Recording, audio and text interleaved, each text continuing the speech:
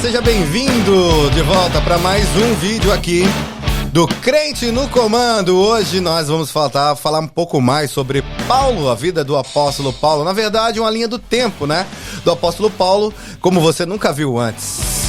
Seria impossível a gente esgotar toda a trajetória de Paulo somente num podcast, lógico. A gente dividiu em algumas etapas e vamos trazer para vocês algumas partes separados para que você consiga compartilhar com outras pessoas. É preciso muito estudo e eu vou dar um recado para vocês que a Thomas Edison lançou e trouxe para o português o comentário de N.T. Wright, que é especialista na vida do apóstolo Paulo, e o nome do box é um box chamado Paulo para Todos. Nesse material você vai encontrar tanta sobre a biografia do apóstolo Paulo, como em comentários desse professor que é especialista também aí no apóstolo Paulo. Se você realmente quer aprender mais sobre a fé cristã, você precisa passar por esse material. Então, apóstolo Paulo para Todos é o livro que a gente indica aí para você. Tem um box do livro, né, que você indica. Então, estamos aí falando mais um pouquinho sobre a trajetória e a vida de Paulo. É uma linha do tempo desse apóstolo maravilhoso que a gente segue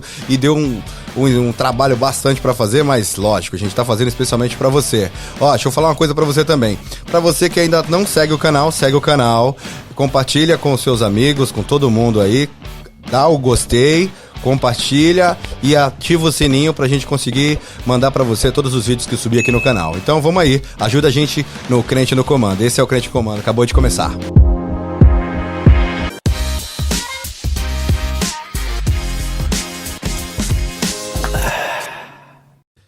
É isso, começou o podcast Crente no Comando. Estamos aqui para falar da vida do apóstolo Paulo. Paulinho, estamos de volta. Estamos de volta, bro. Tamo junto. Satisfação de novo aqui, sempre produzindo esse podcast maravilhoso. E dizer pra vocês, a gente finalizou o outro, né, Paulinho? O número 1, é o nosso piloto, dizendo lá que pra deixar um comentário no nosso vídeo. Eu vou ler agora os comentários que deixaram aqui e os nomes das pessoas. É rapidinho. Vamos lá, ó. Quem falou com a gente aqui falou top, foi o Josué Monteiro. Salve, salve, Josué. Suelane também falou assim, ó, para uma estreia, top demais esse tema, poderia ser outro. Não poderia ser outro, grande apóstolo Paulo, parabéns pessoal. Aí o Eduardo Aluche falou, espinho e estaca é a mesma coisa, risos, parabéns, excelente conteúdo, bacana. O Léo Santos, sucesso bro, Deus abençoe, é lindo um projeto como esse está virando realidade, base bíblica pura, boa referência. João de Souza, let's go, também aqui Márcio Bonifácio, sucesso Pino, isso aí me conhece das antigas, hein Paulinho? É isso, tamo junto, conexão, tamo junto na conexão, essa é a rádio que eu trabalhava lá. Olha lá, Michael, sucesso pro canal, salve, Michael, obrigado. Meu APH4345, podcast importantíssimo para aprendermos mais da palavra, arrasaram, obrigado AP4345. Amélio Fom, espinho e estaque é a mesma coisa. Aí, ó, chegou lá ainda até o final, parabéns. Joab Pereira, parabéns, o episódio piloto já tá top demais. Fico imaginando como será os próximos. Deus abençoe vocês, tem para demais aqui. E que esse trabalho alcance muitas vidas. Agradeço, Joab, tamo junto. Joab também, ele falou, estaque e espinho é a mesma coisa, escreveu, ele voltou só pra escrever. Joab, esse aí me conhece das antigas. Isso aí te conhece das antigas também. Aí de novo, meu AP43 chegou até o final, escreveu no começo, depois chegou até o final e falou, espinho e estaque é a mesma coisa. E o Araújo... Alif, ok? Bom. Salve. Agradeço todo mundo que comentou, compartilhou o nosso primeiro vídeo. É uma linha de tempo de Paulo e a gente fica muito feliz de poder levar essa informação através do podcast, através da internet, né, Paulinho? Claro, sem dúvida. Legal, gente. Para você que está assistindo a gente, antes de mais nada, compartilhe o vídeo, faça com que chegue a mais pessoas. Lembrando que a gente deixou no começo do vídeo aí uma ideia de um box de de Paulo. É bem interessante. Eu vou deixar o link na descrição se vocês quiserem comprar. E é legal, tem que estudar. Sempre a Bíblia tem que estar na mão, né, Paulinho? Sempre, sempre.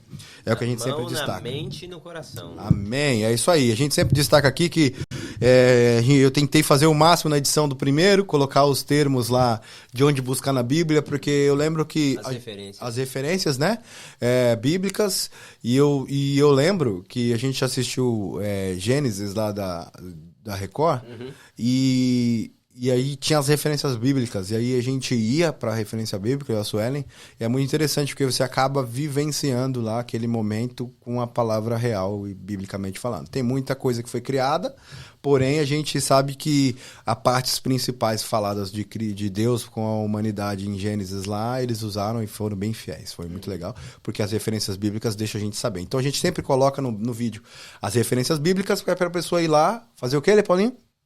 Conferir. Ler a Bíblia. Ler a Bíblia. É isso aí. Gente, segundo episódio. Eu quero dizer para você que estamos na linha do tempo de Paulo e a gente vai agora vou fazer só um apurado do que a gente falou no primeiro, que foi quando era Saulo, se converteu no caminho de Damasco e toda a trajetória dele dentro. Falamos que se até deu uma confirmada lá, ou a confirmada não, você deu um spoiler assim, dizendo que achava que a conversão de Paulo aconteceu lá no momento que Estevão estava sendo apedrejado. Depois eu fui ler, e realmente as palavras de Estevão são muito direta, né? E para não haver condenação àqueles que o apedrejavam. E acredito que, como você disse, deu para poder perceber na leitura bíblica que realmente tem um porém aí que pode ter sido ali também a virada de chave, começo da virada de chave de Paulo, né? Na verdade, assim, eu fico pensando, quando eu leio a Bíblia, eu procuro, primeiro, valeu. Quando eu leio a Bíblia, primeiro eu procuro, né, entender ela da perspectiva teológica, mas assim, usando sempre o Espírito Santo, não usando o Espírito Santo, mas permitindo que o Espírito Santo me traga, né, a sabedoria e a revelação do texto, o entendimento daquilo que está escrito, né. Então, quando a gente ouve, depois da morte de Estevão, quando a gente lê, no caso, né, biblicamente falando, quando a gente lê depois da morte de Estevão, que Paulo está a caminho de Damasco e o próprio Jesus aparece a ele, e não só aparece, como também fala com ele, e aí ele fala, Saulo, Saulo, por que me persegue? Aí o Saulo já reconhece uma referência de autoridade ali, da forma que ele se porta, né? Sim. Quem és tu, Senhor? Aí ele fala, eu sou o Cristo, a quem tu persegues, né? E aí Jesus tem aquela fala com Saulo ali. E aí Jesus fala assim, duro né, resistir aos meus aguilhões. Então, essa consciência, essa frase de Sim. resistir aos aguilhões, significa que algo já vinha trabalhando na mente e no coração de Paulo, e Paulo não aceitava, né? Penso eu, a Bíblia não fala, mas o ápice dessa situação acontece com a morte de Estevão, porque Estevão, né, morre sendo apedrejado, que é uma morte horrível. Horrível. Sendo apedrejado, e ele fala em alta voz, enquanto está sendo apedrejado, que o sangue dele não cobre, né, justiça sobre aqueles que assim estão fazendo. Então isso mexe muito com a mente de Paulo, não tem como não mexer, saca? Sim. Não tem como não mexer. E aí Paulo, em um ataque de fúria, tipo, então é como se fosse assim, quer medir forças? Vamos ver quem pode mais. Entendi. Né? Isso vê na experiência de Estevão ali. Uhum. Então a Bíblia diz que ele pega a carta com os líderes, né, da sinagoga, com os fariseus, com as autoridades, e começa a perseguir os cristãos, né, os do caminho, na época não era chamado de cristão ainda. Começa a perseguir a comunidade de fé que está se formando ali, e nessa tentativa, quando ele está indo a caminho de Damasco, né, Jesus se manifesta. Então, cara, a mente do cara assim deve ter bugado ali, uma neura, saca? Sim. Então, não tem como passar por isso e falar assim, não, foi esse momento exatamente, não. Jesus já vinha trabalhando dentro de Paulo e Paulo vinha resistindo. Interessante, porque a gente olhando para a vida de Paulo, né, a gente percebe que a partir dessa perseguição que ele se torna esse missionário e cara, uma porcentagem gigante do Novo Testamento é escrita por Paulo. 13, né? Pensando nas escritas, nos livros que contém lá, então 13 foram escritos por Paulo, né? Entre cartas, epístolas e tal. Então, a base dele, né, hoje para nós, foi além do tempo.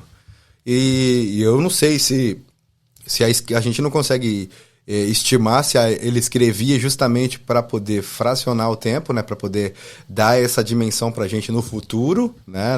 Ele não tinha ideia de talvez que chegasse quase 2000 anos depois a escrita, né?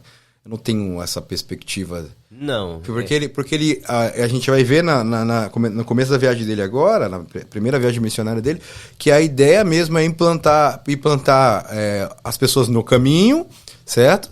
E instruir, né?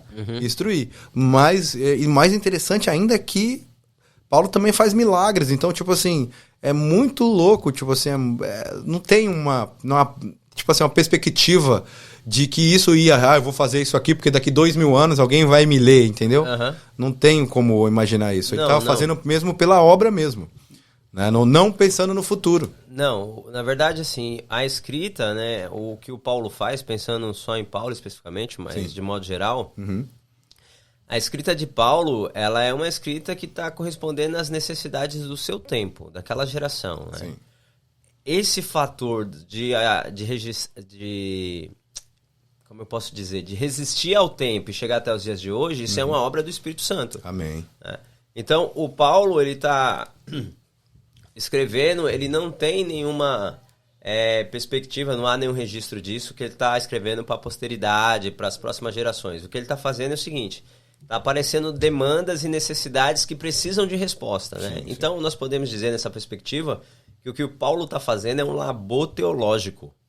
É respondendo às necessidades e às demandas do seu tempo dentro de uma perspectiva do Evangelho da graça de Jesus.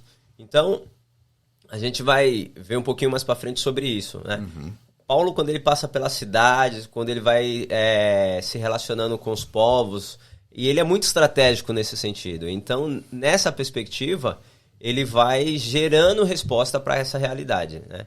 Se a gente pensar, por exemplo, em dias modernos, os caras não os caras no sentido aleatório, mas, por exemplo, os teólogos, vamos pensar assim, os teólogos final do século XIX, entre séculos ali, né? Que nasceram no século XIX, final do século XIX, e teve a vida adulta e a velhice no século XX.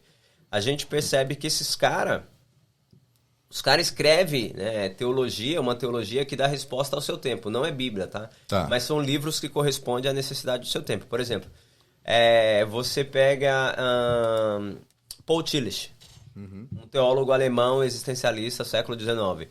Paul Tillich, ele tem várias obras dando resposta acerca das demandas que a população, né, os cristãos e tudo mais, está passando naquele período da história. Então, entre muitas obras que ele tem uma obra chamada Dinâmica da Fé, ele tem Eternal Now, que foi escrito em inglês, ele escrevia em inglês e alemão, e quando ele fala de Eternal Now, ele está falando sobre a eternidade agora, sim. Né? Você tem uma obra dele chamada Teologia da Cultura, que aí ele vai estar debatendo com os intelectuais da época, defendendo o evangelho, falando assim, alguém só está levando isso aí para frente, ele é contemporâneo a Albert Einstein. Aí ele vai falar assim, alguém só tá repetindo essa conversa aí porque é Albert Einstein que falou, mas isso aí já é uma discussão passada. Antiga. Então, entende? Um outro exemplo, né? Não sei se a galera conhece, quem não conhece, busca, que é legal, é o meu autor favorito, C.S. Lewis. E Lewis, ele vai dizer o seguinte, ele tem uma obra chamada Evangelho, Cristianismo Puro e Simples. E é um trabalho que ele fez convidado pela BBC de Londres, para dar resposta às demandas que tinha na sociedade daquela época. A Europa quebrada, de pós-guerra, tinha acabado de passar pela Primeira Guerra Mundial, aí vem, depois de alguns anos, a Segunda Guerra Mundial, e as pessoas estão olhando para aquele mundo destruído e pelas guerras e tal, falando, onde está Deus em tudo isso? E aí o C.S. Lewis, ele é considerado um dos maiores apologetas do século XX, né? Legal. Talvez algumas pessoas, para se familiarizar, conheça C.S. Lewis pela obra das Crônicas de Nárnia. Sim. Que ele escrevia ficção. Mas ele não era só apenas um cara da ficção. Ele escrevia ficção, ele escrevia apologética, ele escrevia filosofia, né? Um homem muito, muito versátil. Sim, então, esse labor teológico dos caras... Perdão. Esse labor teológico dos caras, C.S. Lewis, Tillich, Dietrich Bonhoeffer, né, que morre ali no final, praticamente faltando 10 dias para acabar a Segunda Guerra Mundial. E o Bonhoeffer, ele coloca algo muito interessante em um livro chamado Discipulado. Ele diz que é melhor, dentro do contexto que ele está tratando, é melhor fazer o mal do que ser mal, né? E por que ele fala isso? Porque ele está conspirando contra o governo da época, que era Hitler, né? Entendi. Então ele está tirando o crente, tirando os judeus da Alemanha, e aí ele falsifica documento, ele muda o nome das pessoas, ele tem toda uma rede trabalhando. Sim, é muito sim, legal sim. A história dele, eu aconselho que quem puder, leia. Então, por que ele faz isso? Do sentido moral, o que ele está fazendo é errado, então é mal. Sim. Mas ele é bom. Sim. Então ele fala assim... É melhor diante da realidade, de um contexto de guerra, tem todo um contexto. Não adianta né? você querer trazer para hoje, né? Tem um momento. Exato. Então ele fala assim, é melhor fazer o mal, né, do que ser mal. Sim. Ok? Uhum. Então, o Paulo, quando ele escreve também, né, o Paulinho lá, o apóstolo, ele está dando demanda, né, ele está respondendo às demandas e às necessidades da época. Aí, evidentemente, o Espírito Santo é que faz esse trabalho, né, de fazer com que o texto chegue até hoje. E aí hoje, e os que vieram depois ali, a geração seguinte, vai cada vez mais percebendo que há uma inspiração divina nisso que ele escreve, por isso que é tão vivo hoje, né? Sim. Então nós pegamos a Bíblia, que tem textos de 2.000 anos, 3.000 anos, Cântico de Débora, aproximadamente 1.200 a.C. foi escrito, né? Uau. E aí você lê aquilo ali e fala, cara, como é que isso mexe comigo? Isso é o poder do Espírito Santo mover na letra, né? É por isso que esse livro, a minha capa é meio diferente, mas esse livro, a palavra de Deus, ela é viva, né? E ela mesmo diz que a palavra de Deus, ela é viva e eficaz e mais penetrante do que espada de 2 gumes, ou seja, a espada que corta para os 2 lados, porque ela penetra na divisão da alma, do espírito, entre ossos, juntas e medulas. Esse poder é o Espírito Santo vivo, movendo, é o Deus Espírito Santo movendo no que foi escrito, por isso tem esse poder e por isso nós estamos aqui hoje. Amém. Deixa eu falar uma coisa aqui rapidinho. Para você que está seguindo a gente aí, gente, compartilha esse texto, compartilha esse podcast, compartilha esse conteúdo, porque para nós é de extrema foi boa. De extrema importância que chegue pessoas que tenham uma possibilidade de entender, ver um pouquinho por um plano diferente o apóstolo Paulo. Aliás, eu acredito que ele não esperava que a gente leria ele 2.000 anos depois, mas se chegou até aqui, se a gente precisa passar pelos próximos 2.000, pelo menos. Certo? Ou se Jesus voltar antes, né? Tranquilo. É isso, gente. Então compartilha esse vídeo com quem você conhece, que quer saber um pouco mais de Bíblia, quer entender mais sobre a vida de Paulo. Dizer para você que pra gente é muito importante, é extremamente importante que você compartilhe esse vídeo e que a gente consiga fazer com que os próximos anos a vida de Paulo seja mais próxima das pessoas.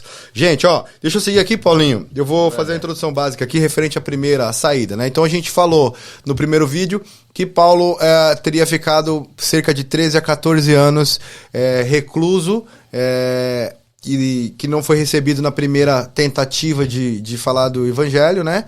E aí se frustrou e voltou para a base para poder estudar o Antigo Testamento e fazer a base principal para poder levar. Certo. Mais ou menos 13 a 14 anos. A gente estava em 31, estamos seguindo para 48 a base, mais ou menos. Não temos a precisão exata. Não temos precisão, né? Algumas pessoas defendem que não foram nem todo esse tempo. Sim. Então, por exemplo, tem gente que defende que Paulo ficou 3 anos, em média, no deserto da Arábia e depois voltou, né? Entendi. Mas uma coisa que eu acho que é interessante a gente falar é que, assim, o processo de conversão de Paulo foi, assim, meio nos trancos e barrancos, entendeu? Uhum. Porque o cara era um perseguidor. Sim. Certo? Uhum. E de perseguidor ele passa agora a ser membro, digamos assim, da família. E como membro da família, ele passa a pregar e, consequentemente, passa a ser perseguido. É impossível, até pela forma que a história nos apresenta Paulo, é impossível a gente pensar que foi um negócio simples. Não foi. Porque a gente tem que levar em consideração alguns fatos. Por exemplo, Paulo era fariseu, né? E no farisaísmo ele era assim a nata. Ele era o topo do topo dos caras que era Caxias, assim, que levava a coisa a sério. Ok? Segundo, Paulo, né, isso destaca Paulo completamente de todas as outras pessoas do seu contexto e da sua época, no sentido dos que pregavam. Sim. Paulo, ele é um filósofo, cara. Né? Ele é um judeu, fariseu, filósofo, que teve como mentor aí, né, Gamaliel. Uau. Então, a mente de um filósofo não é uma mente de alguém que aceita as coisas simplesmente pelo aceitar. Não basta, ele precisa entender como que o processo organiza para chegar... Eu tô falando de filósofo de verdade, tá? Porque hoje em dia tem muita gente formada em filosofia. Eu sou filósofo, o cara não sabe discutir, por exemplo, Kant, ou não sabe a base primária de Nietzsche, não sabe nada. Mas o cara se denomina filósofo porque estudou filosofia, mas é aqueles que faz as aulas no barzinho da esquina perto da faculdade. Ou estuda nas federais públicas, né? Exato. Que hoje é zoado pra caramba. Então, não, Paulo, do conceito da filosofia antiga, a gente poderia colocar Paulo num patamar assim, ó, Sócrates, Aristóteles, Parmênides, Platão. A mente de Paulo estava em um level assim, o cara, entende? Tanto que ele dominava o grego, ele dominava o latim, ele dominava o aramaico, o hebraico. Né? Então ele era um cara muito versátil. Sim. E estudava e ele era convicto daquilo que ele acreditava. Por isso, né, que ele era tão radical em perseguir os cristãos. Porque na mente de Paulo, né, e aí a gente tem que entrar na mente do cara para entender o que está rolando. Na mente de Paulo, o que ele está fazendo é certo, entendeu? Ele está defendendo o Deus dele. Sim. Então ele vai para cima, vai para as cabeças. Então a gente precisa entender que esse processo da transformação de Paulo, por mais que muitas coisas a Bíblia não registra, né, e aí a gente tem que sair pincelando, assim, Atos dos Apóstolos tem muita informação bibliográfica de Paulo, que é escrito por Lucas. Só que a outra parte a gente tem que sair pincelando nas próprias cartas e epístola que Paulo vai escrever. E, vez por outra, a gente vai encontrar, por exemplo, Paulo citando os filósofos gregos na Bíblia. A gente lê e fala, porque Paulo falou, só que a citação de Paulo é Paulo citando, por exemplo, Parmênides, entendeu? Quando ele cita lá, os seus deuses, ou o seu Deus é o ventre. Ele está citando filosofia, isso aí, entendeu? E a gente não tem essa ideia. Então, como que um cara que é um cara racional, lógico, entendeu? 2 mais 2 é 4, o cara é filósofo. Aí, de repente, o cara tem um choque de uma experiência de fé. Isso gera uma crise em Paulo. Aí Paulo se afasta e vai aprender, vai estudar para organizar as ideias. Por isso que ele volta arregaçando tudo, assim, dando voador em todo mundo, entendeu? Tá. Seguimos. Bom, aí você vem dizendo, então, que Paulo, né, ele, por ser um filósofo em alinhamento com os filósofos do mundo antigo, ele em algumas cartas ele filosofa. Como é que eu falo? Ele faz a filosofia fluir através da letra ali. Eu não vou dizer que ele faz a filosofia fluir, porque ele eleva toda a sua escrita, né? Fora da curva. Mas, por exemplo, assim, como um filósofo, que é um cara que precisa entender, ele não aceita a coisa simplesmente por aceitar. Por exemplo, só a nível de comparação. Sim. A maior parte dos cristãos pós-modernos não sabe defender a sua fé. Paulo vai falar sobre isso também. Né? Entendi. Você tem que gerar fundamentos daquilo que você crê. Então, dê os fundamentos da sua fé. Aonde que a sua fé está alicerçada? Por que você acredita em Jesus? Vamos pensar assim, eu não acredito em Jesus. Tá bom, você acredita em quem? Eu acredito em Mahatma Gandhi. Acredito em Buda. Ok, então defenda a sua ideia. Por que Buda faz sentido para você como uma divindade? Sim. Você tem que ter argumento. Em outras palavras, Paulo tá falando assim, mano, se você decidiu seguir por esse caminho, tenha bala na agulha para trocar. Entendi. Entendeu? Entendi. Então, como filósofos, e lá na frente, como ele vai dizer que nós temos que ter e dar fundamento da nossa fé, ele faz isso com ele mesmo, entendeu? Então ele tem os fundamentos. Então ele é um cara diferenciado. É o que dá a base, né? É o que dá base. É o que dá base para toda a estrutura dele, porque a gente vai entrar logo mais para frente, a estrutura de instrução, de como se comportar, como a galera se comportar num ajuntamento, que não vamos colocar o nome igreja ainda, mas nesse ajuntamento de pessoas que tá no caminho, na comunidade, ele instrui a maneira, né, do comportamento e faz a hierarquia também. Isso. E por que ele instrui a maneira, comportamento e hierarquia? Porque no estudo, o que Paulo faz? Quando Paulo se converte, ele vai estudar toda a Torá, vai estudar os escritos antigos, rabinos antigos, para entender por que esse Nazareno, esse Galileu é o Messias enviado, é o Cristo. Entendi. Então, ele simplesmente não aceita, por mais que a revelação, e Atos fala sobre isso, né? Quando ele está a caminho de Damasco, que Jesus aparece para ele, e ele defende o seu apostolado exatamente porque ele vê Jesus. Não é que ele teve uma imagem... A luz brilhou, Paulo viu Jesus e ouviu Jesus. E os que estavam com ele não viram Jesus, apenas ouviu a voz de Jesus, sim. falando com ele. E aí ele... Lembra, a mente do cara é uma mente de filósofo. É um cara que precisa ter a coisa muito bem embasada ali. Então ele vai estudar, né, e ele vai entender como que esse processo aconteceu para que chegasse naquele momento da vida dele... Aquele que se manifestou para ele ali e era o líder, digamos assim, daqueles que ele estavam perseguindo. Sim. Quando ele chega nesse lugar, aí ele fala, ok, eu tô aqui parafraseando, tá? A Bíblia não tá escrito isso, mas é como se Paulo falasse assim, ok, essa experiência aconteceu comigo, agora eu preciso dar uma resposta racional para a experiência sobrenatural que eu vivi. Aí o cara vai estudar. Entendi. Aí ele estuda.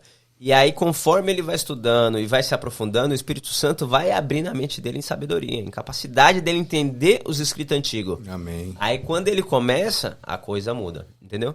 Não que loucura. Quantos anos você tem de fé, negão? 11 anos. 11 anos de fé, beleza. Eu não me converti, né, no sentido de... Fui do mundão e voltei para Jesus e tal, né? Eu nasci e fui criado dentro do evangelho. Meu pai era pastor, meus pais pastoreavam. Então, é claro que teve um momento de eu reconhecer o Senhor ali, né? Sendo autônomo na minha fé, reconhecer o Senhor como meu salvador, não como Deus dos meus pais. Sim. Só que eu cresci, né? E desenvolvi a minha vida inteira no cristianismo e tudo mais. Bom, aí você pensa comigo.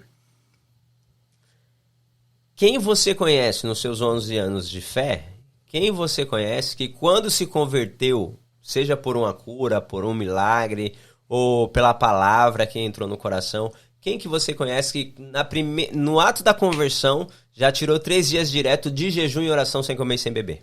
Ninguém. Pois é. Quem que eu conheço assim também? Ninguém. Paulo fez isso, entendeu? A revelação tem que vir de outra forma. Entendi. Entendeu? Entendi. Paulo tinha o conhecimento do farisaísmo, conhecia a lei, a Torá, os profetas. Só que, mano, a luz de Jesus ali na vida de Paulo faz com que as escamas dele caia dos olhos e ele passe a ver uma nova realidade que lá na frente ele vai dizer que tudo ele dá como perca por ganhar Jesus. E por ganhar Jesus ele tem tudo. Eu tô parafraseando, o texto tá mais organizadinho. Sim. Entendeu? Então entendi. É nesse lugar. Bacana, né? Porque a gente quer criar pra nós, né? Criar um trilho, né, mano? E não precisa, cara. Não precisa, né? É só estudar, como o Paulo fez. E orar, né? Orar e jejuar para ter entendimento do Espírito Santo. Exatamente, mas estudar também eu tô falando estudar a Bíblia. Não, estudar a Bíblia, exatamente. Orar e jejuar e pedir pro Espírito Santo abrir e tirar as escamas dos nossos olhos. Porque, tecnicamente, Paulo vê Jesus, fica ali cego, e aí 3 dias de jejum e oração, ninguém, como você disse, ninguém nunca fez, não conheço ninguém que se converteu e fez, mas... Quando ele tenta levar a primeira intervenção dele, que ele tenta falar da própria salvação dele, né, da maneira que ele foi atingido, e não chega a ninguém quer ouvi-lo. Então ele se retranca, vai estudar mais ainda para poder mostrar a revelação do sobrenatural. Mas ele não Só que de uma maneira racional, né? Mas ele não vai na ideia, por exemplo, assim, vou para provar para ninguém. Ele vai para ele entender a experiência que ele tá passando. Uhum. Entendeu? Porque Paulo tá em crise nessa hora. E aí é muito importante a gente contextualizar a palavra crise aqui. Né? Porque quando a gente fala de crise, a gente sempre tem como algo negativo, certo? Sim. Bom, crise era uma expressão usada na medicina antiga que quando o médico... Olha que interessante, a gente usa a palavra completamente fora do contexto. Sim. Né? Então, a palavra crise ela era usada na medicina. Então, quando o médico aplicava uma solução para o paciente, um remédio, um medicamento, aí, após o médico aplicar, vamos considerar assim, tá lá o moribundo, lá, a pessoa doente e um familiar. Aí o médico vai lá, faz o procedimento, coloca o medicamento na boca do paciente, aplica lá, faz o procedimento que tem que fazer. E aí ele vira pro familiar e fala assim, agora o paciente entrou em crise. Nós temos que esperar. Então, crise é esse efeito que o remédio vai fazer. Ou vai curar ou vai matar. Entendi. Entendeu? Ou não vai vencer a doença vai vencer. Entendi. Então, esse processo é um processo de crise. Paulo está exatamente nesse lugar de crise. Então, como dizia um... Ou morre ou morre, ou vai salvar mais pessoas. Ou vai viver a vida eterna, entendeu? Entendi. Ou morre pro mundo ou morre para Deus, mas alguma coisa vai acontecer. Não vai ficar estático daquele lugar ali, né? Entendi. Eu lembro de um professor na teologia, professor Rui, é uma pessoa maravilhosa, não sei se está vivo ainda, espero que esteja, assim, cheio de conhecimento. E o professor Rui, uma vez ele foi meu orientador no PIBIC, que era um programa de pesquisa da universidade. Aí eu falando pro professor, né? Eu assim, eu angustiado lá, morrendo com as minhas pequenas preocupações na época. E hoje dá saudade, as preocupações hoje é tão grande que dá saudade das preocupações das pequenas, né? E aí eu atravessando a rua com o professor e ele, Paulo, você tá bem? Eu falei, professor, eu não tô bem não. Ele é professor e pastor na teologia, me dava aula de filosofia. Eu falei assim, professor, eu não tô bem não, professor. Eu tô em crise. Ele, não, então você tá bem pra caramba, você tá em crise, tá bom. Aí ele, né, começou a me ensinar os fundamentos da etimologia da palavra crise. Aí eu entendi, eu falei, eu tô exatamente aí. Ele falou, não, fica tranquilo que você vai viver. Entende? Então Paulo está nesse lugar de crise. Bacana mesmo. Bom, primeira viagem missionária de Paulo com um marco fundamental que era a expansão do cristianismo, né? Ele tinha que...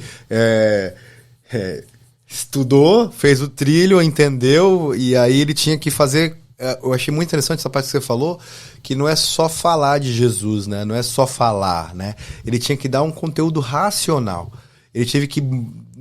Porque assim, se você lê Mateus, né? E se você for... A gente está estudando Mateus na igreja. Se pegar a linha de tema de Mateus, você vai vendo que... Jesus vai lá, foi lá e curou alguém.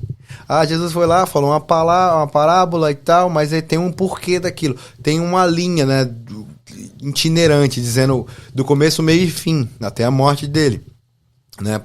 Como Paulo vem, Jesus já tinha morrido, né, e ele não tem essa linha do tempo, então ele tá tendo que ressignificar, porque ele precisa mostrar um cara que já morreu, que pessoas viveram com ele e relataram coisas que estavam lá e talvez nem tinham acesso ainda.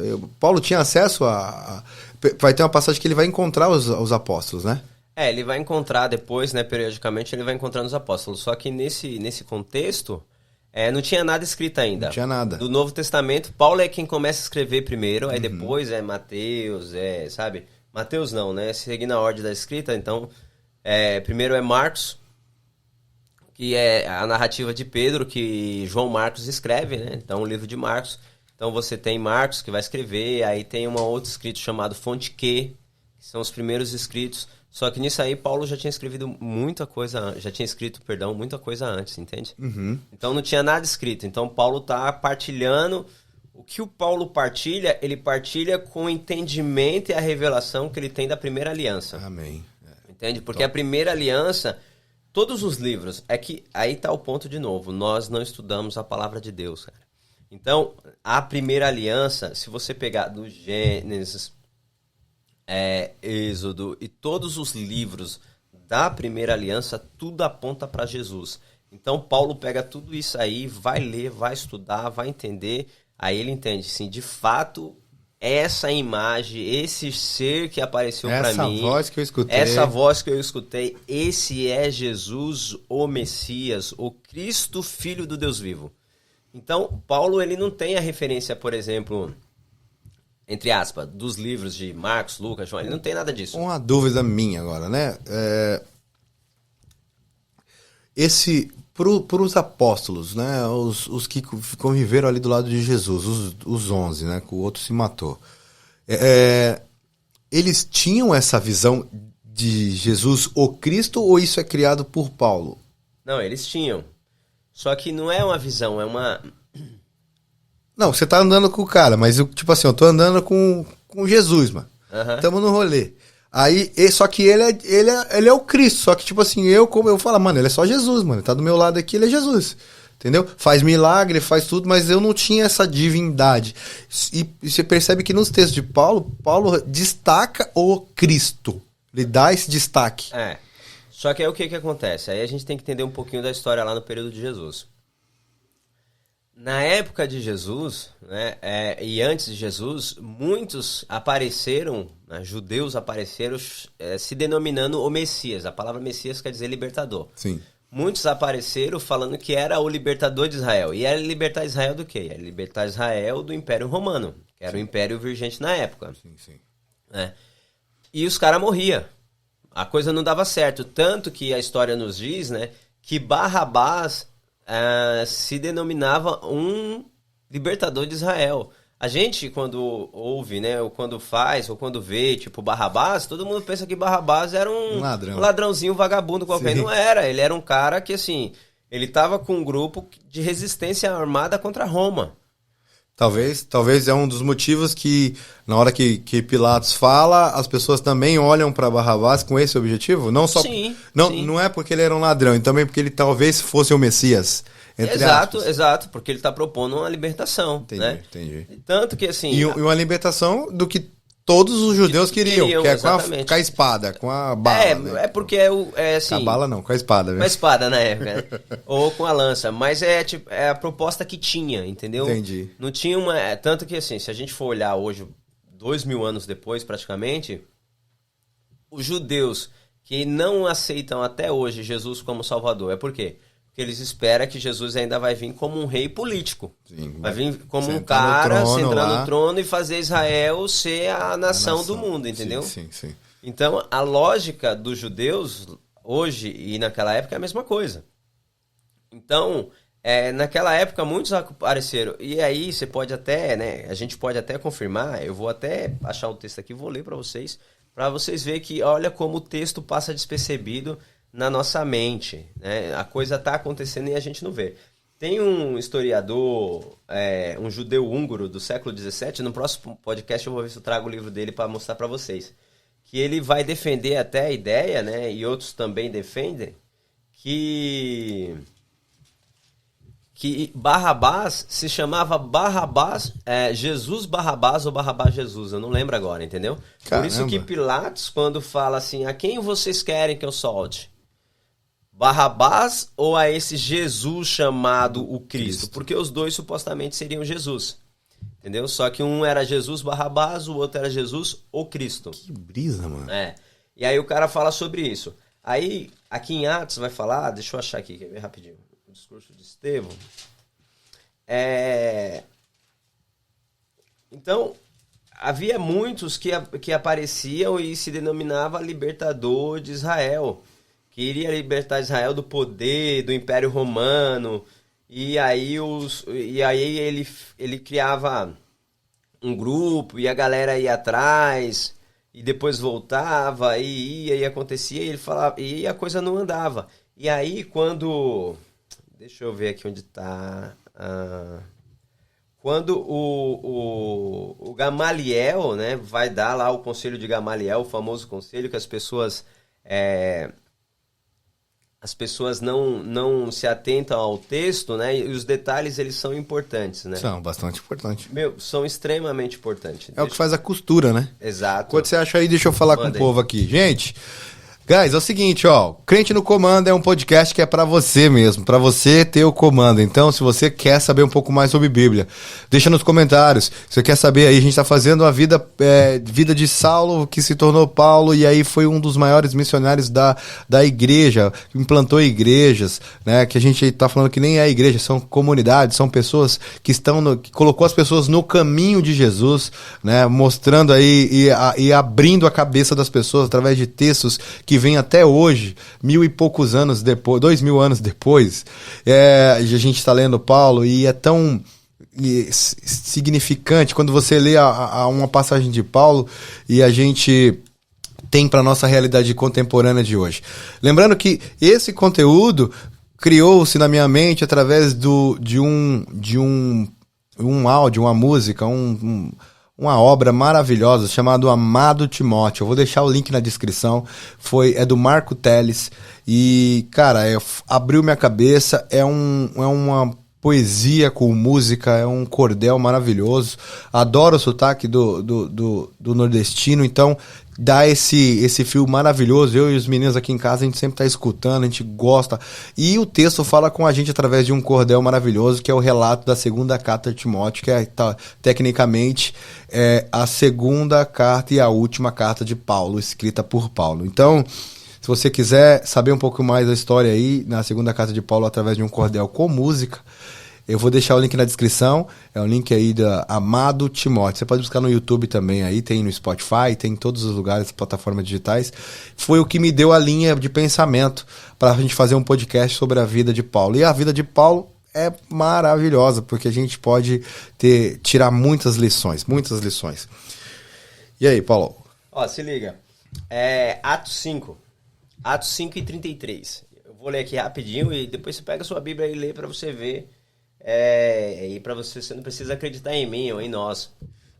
Você precisa só conferir o que nós estamos falando, né? Como disse Paulo a respeito dos crentes de Bereia. Uhum. Aí veja só, Atos 5 e 34. Eu vou ler a partir do 34. Mas um fariseu chamado Gamaliel, mestre da lei, respeitado por todo o povo, levantou-se no sinédrio e pediu que os homens fossem retirados por um momento. Os homens eram os discípulos, né, agora apóstolos, que estavam pregando, e os fariseus pegaram eles, né, deram uma surra, Pedro estava pregando, e aí os caras deram uma surra, Pedro e outro ali, eu não lembro quem agora exatamente, estavam pregando, e aí os caras queriam impedir que eles falassem. Aí os caras deram um pau, soltou os caras, ou prenderam os caras. O Senhor libertou eles de forma sobrenatural. Sim. Aí, no outro dia de manhã,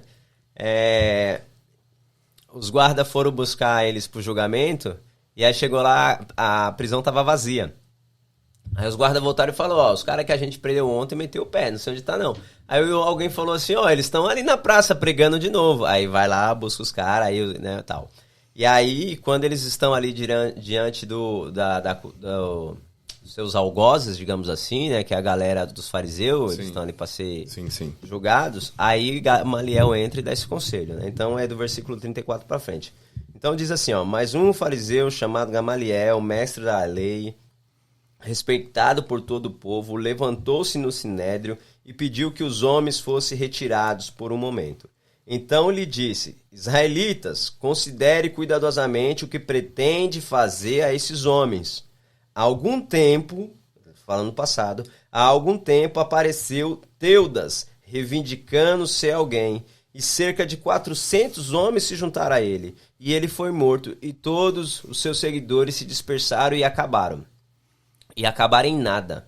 Aí versículo 37, mas depois dele, nos dias do recenseamento, apareceu judeus... depois dele, nos dias do recenseamento... apareceu Judas, o Galileu. E olha que coisa interessante. Você está falando do dias do recenseamento, foi exatamente no período que Jesus nasceu, tinha um cara se denominando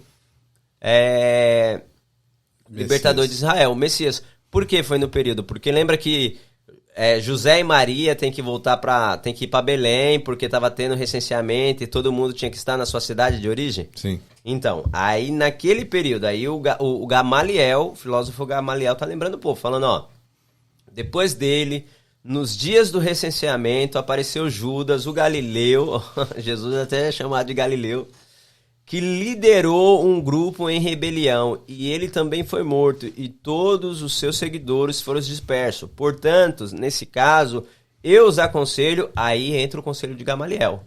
Deixe esses homens em paz, soltem-nos. Se o propósito ou a atividade deles for de origem humana, fracassará. Se proceder de Deus, vocês não serão capazes de impedi-los, pois se acharão lutando contra Deus. Uau. Olha que loucura, mano. Uau. Aí, o que acontece? Os crentes, nós, os religiosos, o que nós fazemos? Nós olhamos só assim, o conselho de Gamaliel, mas nós não pegamos o contexto. O próprio Gamaliel tá falando, a Bíblia tá falando. Veio o tal do Judas, juntou uma galera e falou que era o libertador, morreu, o povo desapareceu, a trupe dele se dispersou. Veio o outro, né, cadê o nome do cara aqui? Deixa eu ver, acabei de falar aqui, esqueci. Tadeu? Não, é Judas. Não, Teudas. Primeiro Teudas. Primeiro é Judas, depois Teudas. Primeiro é Teudas, que apareceu, depois um tal de Judas. Aí apareceu Teudas falando, eu sou o Messias, o libertador, vou libertar Israel. Aí deu na mesma, deu em água. E ó, mano, se você considerar dos dias modernos, o cara tá com uma mega igreja aqui, mano. 400 membros seguindo o cara, falando que ele era o Messias. Entendeu? E o cara morreu, todo mundo se dispersou.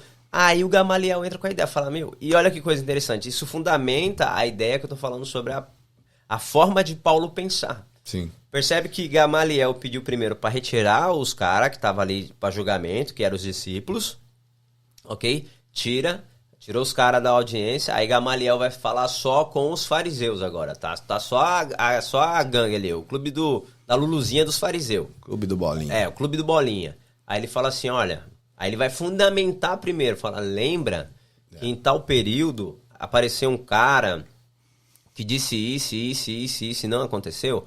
Aí a galera teve que concordar com ele. Sim, porque tava contemporâneo, né? Entendeu? Todo mundo que tava ali sabia dessa história. Aí ele falou, lembra que apareceu outro, o Judas, no período do recenseamento, e o cara também começou a levar uma galera com ele, só que o Império pegou ele e matou, acabou com todo mundo. Então, aí vem o conselho. Se esses caras que agora estão aqui diante de nós, como aqueles que lá atrás forem de fato, estiverem falando e a atividade deles for algo que é de Deus, vai prevalecer e vocês estarão lutando contra Deus. Agora, se não for, vai morrer igual os outros e acabou. Bom, sensato, né? Sensato. O Gamaliel não viveu pra ver, mas essa orientação dele aqui tá valendo até hoje, 2000 anos. Graças a Deus que é Jesus mesmo, ele é o cara. Ele é ressuscitou o terceiro dia. Exatamente. Amém. Ele é o Filho de Deus. Amém. Então, é sobre isso, porque e filosofando, né? Os filósofos da época, acho que todo mundo, como hoje, um monte de apóstolos e pastores e que não fundamenta a fé na Bíblia e sim numa certeza própria, né? Acaba levando gente, né? Sempre vai ter, cara. Sempre vai ter, sempre houve, sempre haverá, né? Paulo vai falar muito sobre isso. Depois a gente vai ver mais pra frente. Paulo vai falar sobre essa questão. Bom, vamos seguir pra gente ir. E daqui a pouco caminhando já pro final aqui já, ó. Então, a gente falou sobre a fundamentação da expansão do cristianismo, né, que Paulo tem. Agora, Paulinho, existiu, você disse que ele voltou para estudar, para ter a parte racional, né, mas passagem bíblica. Desculpa, não quero atravessar, eu sei que você vai continuar, mas é só para fazer um apontamento muito, muito claro aqui. Para o judeu, não existe essa ideia entre vida secular e vida espiritual. Entendi. Vida racional e vida cotidiana. Não existe isso. Então, É por isso que lá nos evangelhos vai dizer que os fariseus, eles entravam na casa do povo, né, e doutrinavam, e ficavam nas praças, cuidando da vida, ensinando, porque para o judeu, a pessoa é um ser completo. E eu não manifesto a minha espiritualidade só quando eu vou ao templo. Entendi, Entendeu? entendi. Eu sou pleno no que eu faço, naquilo que eu creio. Então, a vida espiritual, a vida espiritual no sentido da prática da religião, Eu entendi. ela norteia a vida cotidiana. Né? Eu estou fazendo esse apontamento só porque a gente erra muito nesse quesito. A gente acredita que, assim, eu sou crente, mas a minha vida espiritual é uma coisa, a minha vida cotidiana é outra. Não tem essa separação. E Paulo não tem essa separação. Não, é porque assim, eu entendi que você, como eu baseei 2 vezes, eu falei do parte racional, você quis pontuar. Isso. Não, eu não. Na realidade, a minha questão é tipo assim: Paulo tinha um caminho e ele não podia errar. Mesmo que errou. Mas você não falou que ele não errou, mas assim, mas ele tinha que acertar mais do que errar. Ou errar tentando acertar. Seria mais justo, né? Então, por isso que ele estudou. Porque eu penso assim, isso é um ponto de vista, né? Um ponto de vista meu. Que quando você fala assim que ele tinha que pensar em algo racional, é porque os caras também que ele ia falar, a maioria também já tinha estudado o Antigo Testamento, a Torá, e vinha com uma projeção do que era a lei. Entendeu? Então, tipo assim, quando você disse também que Paulo tinha que pensar, por exemplo, você deu o exemplo, se a pessoa acredita em Buda, então segura até o final, mano. Não segura até o final, mas fundamenta por que você acredita, entendeu? Não fala só assim, eu acredito porque eu acredito. Isso não basta. Entendi. É o que Paulo tá falando. E é nessa orientação racional que eu quero que é basear, que eu quero falar. É sobre segurar o sim que ele deu no momento que ele foi lá e ficou cego, ficou os 3 dias e tal, ele deu um sim pra vida. Ele falou assim, cara, eu tô errando fazendo o que eu tô fazendo, eu tenho que mudar. Aí eu mudo e agora eu acredito mesmo. Então eu vou estudar bastante e vou falar pra todo mundo e vou levar pra outros lugares aquilo que passou por mim, através de mim, pras pessoas. Essa é o que eu tô falando, essa é a orientação que você disse no começo, disse ser racional. Não que eu sou racional na hora de fazer e não sou racional na minha vida circular, entendeu? Não sei se ficou confuso. Não, eu entendi, mas assim, eu vou insistir um pouco nesse ponto, mas é só porque quem tá nos assistindo para ficar muito bem claro. Sim. Paulo, ele não tinha a preocupação a priori, né, eu vou colocar assim, quando nós lemos e entendemos quem é essa figura chamado Paulo de Társio, né, ou aquele cara que era até então Saulo, ele não tem a preocupação de fazer nada para dar uma resposta a ninguém. Entendi. Entendeu? O que ele quer é entender como que esse Messias que essas pessoas estão agora entregando a sua vida, como esse que está dizendo que é o libertador e que está prejudicando, entre aspas, no pensamento, né, do Saulo ali, como que esse cara pode ser o Messias aguardado durante mais de 400 anos, né, que veio desde a promessa de Abraão, Isaac, Jacó, passando pelos patriarcas, pelos juízes, pelos profetas, pelos reis. Como que esse cara que eu estou perseguindo, aqueles que têm entregado a sua vida para ele, como que esse cara é o Messias? Entende? Então, quando eu olho para o Paulo, eu não vejo o Paulo buscando dar uma resposta para garantir. Entendi. Entendeu? Ele tá buscando entender para que ele seja o cara, vamos pensar da seguinte forma, ele busca entender para que ele faça a coisa direito. Ele faça a coisa direita. Entende? E nesse lugar de fazer a coisa direito, de ser... Porque a gente tem que pensar assim, ele não se denomina... Quando todas as vezes, né, que a gente lê no texto as defesas dele, por exemplo, quando ele está diante de Félix, mais para frente no livro de Atos vai falar sobre isso, ele começa o discurso dele, cara, lembrando do passado dele. E ele fala assim, eu persegui os cristãos, aí ele vai dar uma base para falar quem ele era. Uhum. Então ele vai dizer assim, sou judeu por nascimento, sou... como é que fala? Quando corta lá o prepúcio, esqueci a palavra. Circuncisado. Circuncidado. sou circuncidado, sou judeu, sou fariseu. Aí ele vai acrescentando, olha como ele vai subir na régua. Eu não simplesmente sou um fariseu porque pratico o farisaísmo. Eu não simplesmente sou um fariseu porque sou da tribo de Benjamim. Eu sou fariseu dos fariseus. Então, assim, ele é um cara, vamos pensar no dia de hoje, ele seria tipo um muçulmano radical. Entendeu? Entendi. E ele fala assim, eu sou um cara que, assim, na lei, nos profetas, eu não deixei nada a desejar. Né? Como judeu, né, e fariseu, se ele guarda o sábado, se todo mundo começa a guardar o sábado no pôr do sol da sexta-feira, né, porque o judeu conta o dia assim de pôr do sol a pôr do sol. Sim. O Paulo era assim, se a galera deixa para considerar o pôr do sol na sexta-feira às 5 da tarde, para eu garantir que eu não vou falhar no processo, eu já começo às 3, entendeu? Entendi. Das 3 da tarde eu já não faço mais nada. E para garantir que o pôr do sol, né, o guardar o sábado é de um pôr do sol ao outro, então eu começo o meu pôr do sol na sexta-feira, às 3 da tarde, e eu entrego às 8 da noite para garantir que o sol já tinha se posto de verdade. Então ele é muito assim, preciso no que ele tá fazendo, entendeu? Categórico. Exato. E aí quando ele passa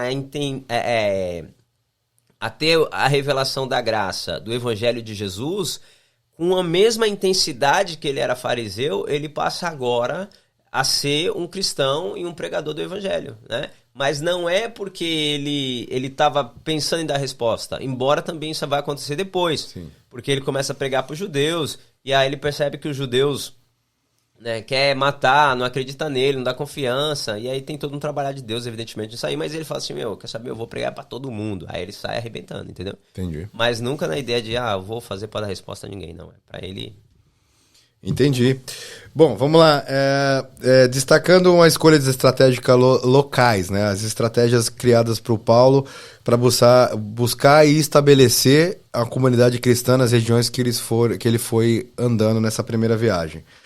Tá, essas passagens bíblicas que mostram e destacam essas estratégias tá em Atos 13, 1 a 3, Atos 13, 4 a 12, Atos 13, de 13 a 52, Atos 14 a 1. 14, 1 a 7. Lembrando, gente, que todas essas referências bíblicas eu vou colocar aí de acordo com o que a gente for falando aqui. A gente não vai relatar, só a passagem que você falou aí, depois você me manda, Paulinho, para me colocar no vídeo. Apesar que você fala no vídeo, eu consigo pegar. A coragem dele de acessar um lugar que uma hora ele perseguia e ele passou a ser o perseguido. E ele ia para esses lugares, adversidades, coisas de dificuldade, né? Como que a viagem missionária de Paulo pode nos inspirar a compartilhar esse evangelho em lugares que ainda não foram anunciados? Como é que a gente pode trazer isso pra gente nos dias de hoje? Uhum. Só para ir para esse lugar, né, em Coríntios vai falar, Paulo escrevendo, né, começo da primeira carta aos Coríntios, ele vai falar algo que a gente precisa ter em mente. Paulo, ele começa falando isso que vos prego. Deixa eu só ver aqui qual que é, todos vocês. A partir do versículo 18, né, o Paulo vai dizer o seguinte, 1 Coríntios, versículo 18. Pois a mensagem da cruz é loucura para os que estão perecendo, mas para nós que estamos sendo salvos é o poder de Deus, pois está escrito: destruirei a sabedoria dos sábios e rejeitarei a inteligência dos inteligentes. Onde está, ó sábio? Onde está, ó erudito? Onde está o questionador desta era? Caso não tornou Deus louca a sabedoria deste mundo, visto que na sua sabedoria de Deus o mundo não conheceu por meio da sabedoria humana. Agradou a Deus salvar aqueles que creem por meio da loucura da pregação. Então, o que o Paulo está falando? Quando ele quando ele começa a viver essa experiência do Evangelho de Jesus, ele consegue entender que toda a sabedoria humana, filosófica, isso é páfia, sabe? E ele põe tudo isso como nada. Então, quando ele vai para esse lugar, ele não vai por uma consciência de tipo... É uma opção. Sim, ele não entendeu? tem opção. Ele entende que, quando ele entende Não, o ele nem evangelho... se dá a opção. Né? Não... Ele entende, exato, ele não se dá a opção. Pra ele não tem agora, entende? Tanto que ele vai dizer assim, o viver é Cristo e o morrer é lucro. Não tem mais, eu não tenho um plano B. É um Sim. plano A e o plano E A. E acabou. qual que é o plano A? Entregar a minha vida completamente a Jesus, entendeu? E por isso que ele vai para esse lugar. E aí, dentro da pergunta que você comenta, né? Vou até pegar aqui uma anotação que eu fiz. O Paulo, ele é um cara, como nós já falamos aqui, ele é filósofo, né? Então ele pensa, a mente dele trabalha com um mecanismo de estratégias. Então Paulo, ele vai olhar, por exemplo, ele trabalhava nos grandes centros urbanos para que dali a mensagem se propagasse nas regiões circunvizinhas. Então olha que cara saca, né? A sacada de Paulo.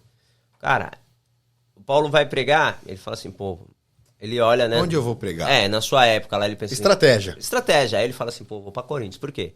Coríntios é uma cidade portuária. Lembrando que no mundo antigo, né, todas as viagens, tudo acontecia navio, né, Sim. porto. Então, ali fluía gente de tudo quanto é lugar, né? Coríntios também era uma cidade que tinha templo de deuses pagãos. Afrodite, tinha templo lá de adoração a Afrodite, a Apolo. E aí Paulo sabe que a galera que roda o mundo tá nesse lugar. Passa por lá. Passa por lá. É como se o Paulo falasse assim, cara, tem um formigueiro ali. Se eu jogar um veneninho X que leve tempo pra morrer, entendeu? Pra matar as formigas, até elas entrar no formigueiro ou sair do formigueiro e encontrar outras, ela vai contaminando todas as outras, a formiga. Então ele olhava pra isso. Entendi. Né? Só que aqui no caso não é um veneno, aqui é um antídoto para a vida eterna. Para a vida, sim. Então ele trabalhava nos grandes centros urbanos, ele pregava nas sinagogas a fim de alcançar judeus e prosélitos gentis. Então o que é isso? Tinha gente que não era judeu, mas achava legal a forma que o judeu vivia. Aí a pessoa falava, eu vou ficar indo lá só para aprender e tal. Vou escutar. Vou escutar. Isso é um prosélito, né? Sim. Então o Paulo ia lá, então pregava nas sinagogas e alcançava os judeus e os gentis prosélitos. Legal. Focava sua pregação na comprovação de que a nova dispensação é o cumprimento das profecias da antiga dispensação. Foi o que eu acabei de falar agora. Entendeu? Ele não está só na ideia de pregar. Porque uma parte do público que ele está pregando, considerando que toda cidade que ele ia, a primeira coisa que ele fazia era procurar uma sinagoga, por que ele ia para a sinagoga? Estratégia.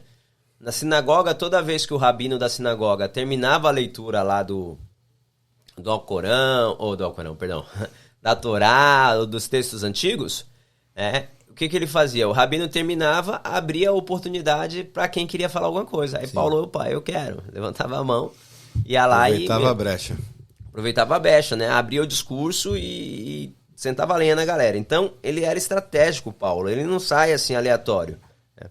Ele percebia as características culturais e as necessidades dos ouvintes, que foi o que eu falei ali do começo da década do século XX. Sim. Paulo faz a mesma estratégia. Então, ele chega na cidade, ele olha, cara, o que pega aqui? Qual é a estratégia? Lembra? Quando a gente lê... Aqui é um lembrete.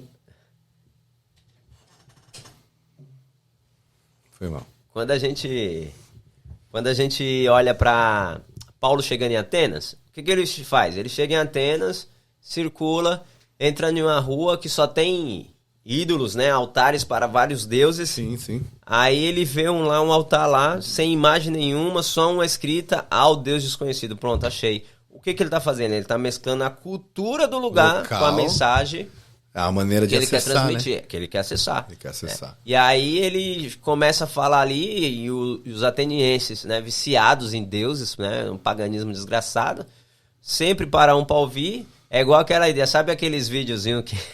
Agora é TikTok, né? Sabe quando o cara para na calçada e fica olhando pra cima, e aí vem alguém desavisado, para e começa a olhar, daqui a pouco forma a gente? A mesma coisa, Paulo usava estratégia. É isso aí. Então ele parou ali ao Deus desconhecido. Pronto. Começou a falar, alguém parou. Eu falo pra vocês em nome desse Deus aqui, o Deus desconhecido. Eu tenho uma mensagem, vocês não conhecem, mas eu conheço uma mensagem. E aí ele desenrola. Então... Uau. Muito bom, hein? Ele usava, né, essas características culturais e a necessidade dos ouvintes.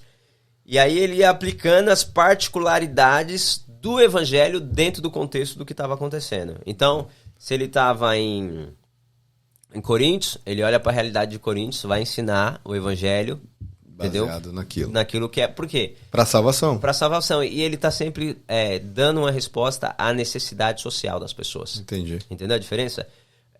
Eu, particularmente, penso que um erro da igreja hoje é exatamente isso. Nós, estou generalizando aqui, tá? As suas ressalvas, evidentemente. Mas nós, o que nós fazemos? Hoje nós procuramos fazer, né, toda uma estrutura, todo um preparo para dar uma resposta para os evangélicos. Entendi. Paulo não caía nessa páfia, né? Paulo, ele dava uma resposta à necessidade social, falando que Jesus é a pessoa, ou Jesus é o Deus que pode transformar a sua vida na sua necessidade. Não apontava para luz, nem fumaça, nem nada. A ideia é somente a visão mesmo. Evangelho é transformação. E isso é tão importante que os ensinos de Paulo, os evangelhos, a Bíblia na forma geral, mas pegando do Novo Testamento, que é a nova aliança, você não vai achar nenhum lugar falando sobre melhorar a vida de ninguém. Ok? Entendi. Tá falando sobre transformar a vida. Transformar é gerar uma nova identidade. Não é melhorar o que já existe. Exatamente, entendeu? Entendi. Perfeito. Deus não me quer melhorado. Entendi. Jesus não me quer melhorado. Jesus me quer transformado. Sim. Cara, e as palavras, elas têm poder. É peso, né? Tem. Porque nós pensamos que assim, a palavra tem poder no mundo espiritual. Já falei, acho que com você sobre isso, né? Quer falar? Fala aí. Não, uma dúvida assim. Manda aí. É lógico que a gente tem que... É uma conjectura. Você acha que Jesus vai até Paulo porque os apóstolos não conseguiram levar com informação o que ele deixou? É possível ter essa mente assim? Tipo assim, os apóstolos falharam em fazer com que as coisas que Jesus veio fazer na terra se dissipasse nas nações mesmo. E aí Deus, vendo para não perder a mão, Jesus vendo para não perder a mão do que ele veio, da morte dele, do sacrifício feito, viu que ia acabar sendo esquecido, e aí acha Paulo e determina Paulo na história para ser o cara que vai desbravar outras nações, levar informação de instrução. Você acha possível isso? Não. Por qual motivo? Por vários motivos. Não, primeiro que Deus não erra, né? Não, exato. Né? Essa seria a fala, né? Eu fiz a pergunta somente Não, e é boa a pergunta, porque muitas pessoas pensam que Deus está inventando um plano do plano pra coisa dar certo. Não, tipo, deu errado aqui, guys. Tipo Deus, assim, isso. Vou fazer um bolo, aí tem gás? Tem, mas só tem um pouquinho. Mas se der, eu vou lá, corro, não der, eu pego emprestado do vizinho. Pego o gás emprestado. Não é isso. Não tem um plano do plano. Deus está no controle absoluto da história. Amém. Absoluto. Né? E até, entre aspas, os planos que humanamente a gente olha e acha que está errado, na nossa visão pode estar errada. No plano de Deus está perfeitamente certo. Uau, perfeito. Deus não erra, né?